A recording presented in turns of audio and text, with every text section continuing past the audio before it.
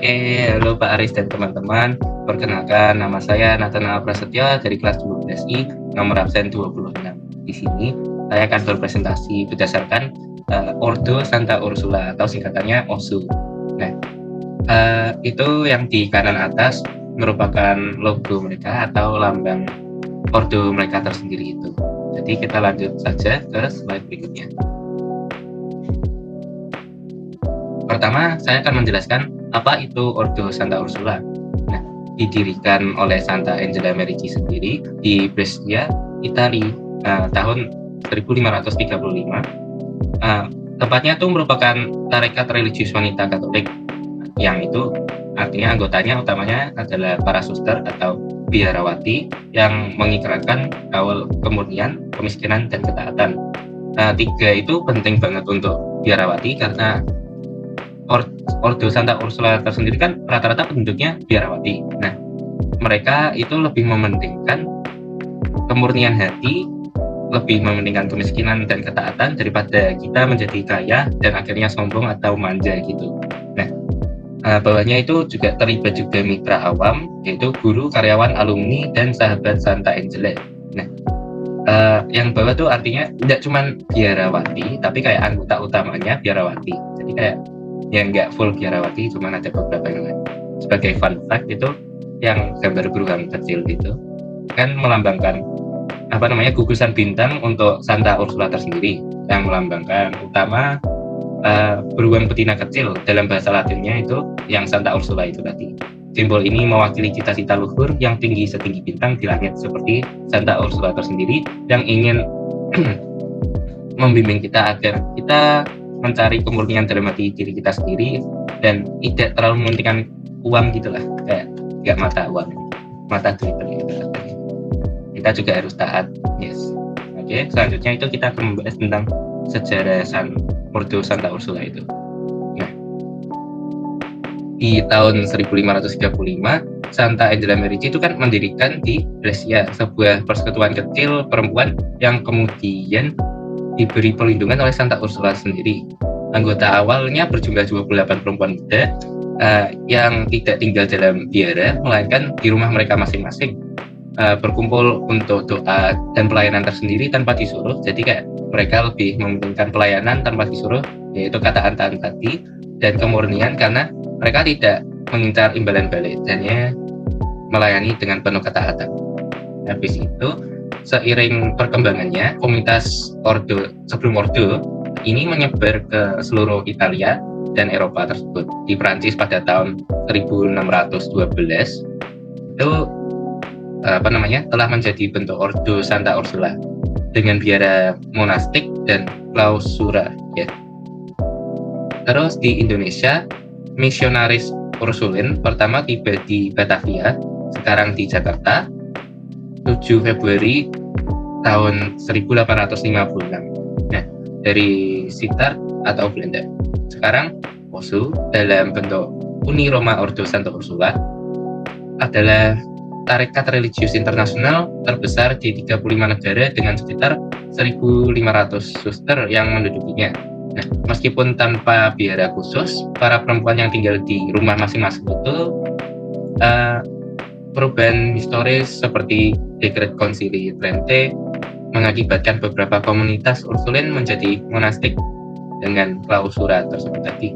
Dalam pendidikan dan misi di Indonesia, OSU banyak terlibat di bidang pendidikan perempuan sejak masa kolonial hingga sekarang. Jadi lebih tepatnya OSU kan masuk ke Indonesia itu karena Belanda di abad ke-17 itu tadi.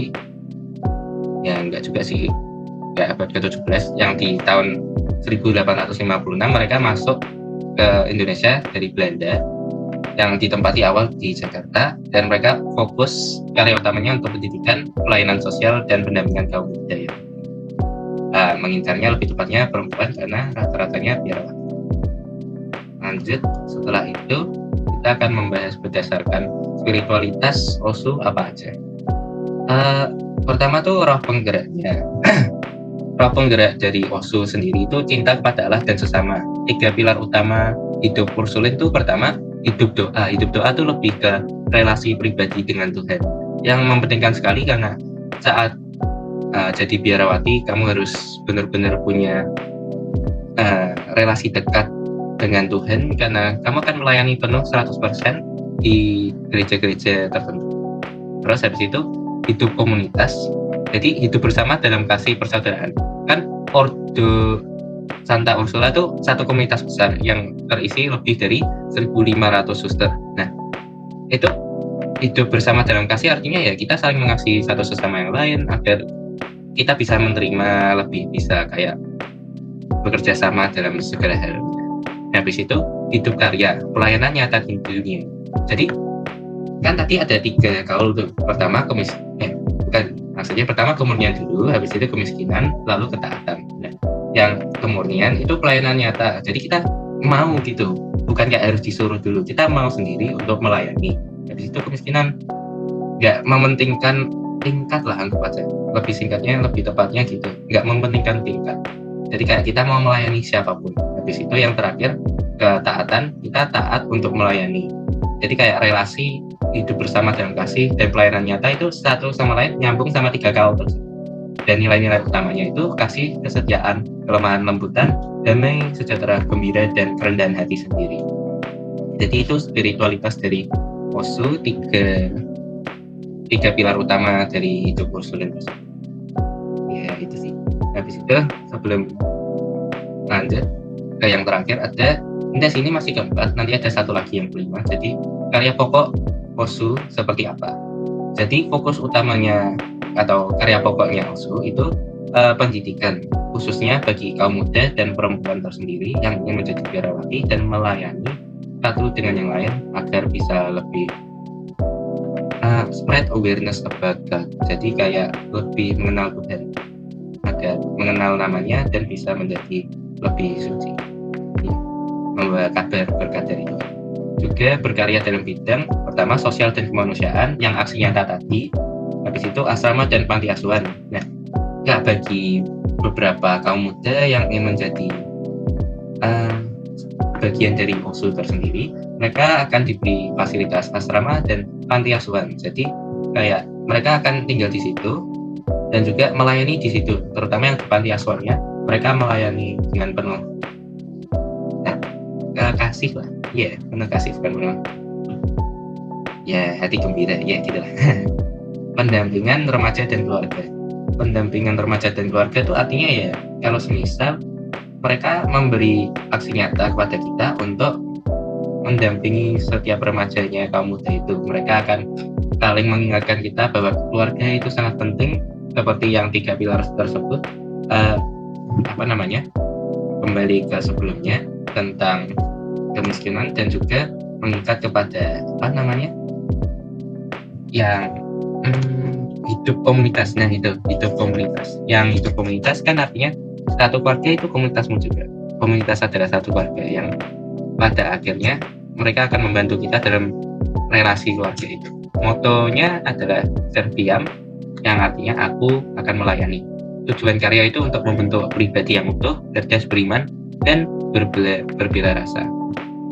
Jadi karya-karya pokoknya cukup simpel, yaitu untuk melayani satu dengan yang lain. Dan yang terakhir adalah melalui semangat Osho, kita diajak untuk apa saja. Nah, singkat saja, karena waktunya sudah cukup sebenarnya. Pertama, memperdalam relasi dengan Tuhan. Habis itu memiliki hati yang melayani sesama, hidup dalam persaudaraan dan kebersamaan, mengembangkan diri secara utuh dari hati, pikiran, dan tindakan. Dan terakhir, menjadi agen perubahan di tengah masyarakat. Jadi Ordo Santa Ursula tersendiri itu ingin memperdalam kita relasi dengan Tuhan agar kita bisa memiliki hati yang murni untuk melayani sesama. Habis itu hidup dalam persaudaraan yang komunitas, artinya secara bersamaan. Habis itu mengembangkan diri secara utuh, hati, pikiran, dan tindakan. Kita kan ingin melayani, menjadi agen perubahan di tengah masyarakat, itu kita harus memiliki hati, pikiran, dan tindakan yang sudah terbentuk dan menjadi sukacita agar kita bisa menjadi agen perubahan di tengah masyarakat dan menyebar nama Tuhan, nama baik Tuhan, agar mereka bisa berubah, tidak putus. Jadi sekian dari saya, terima kasih.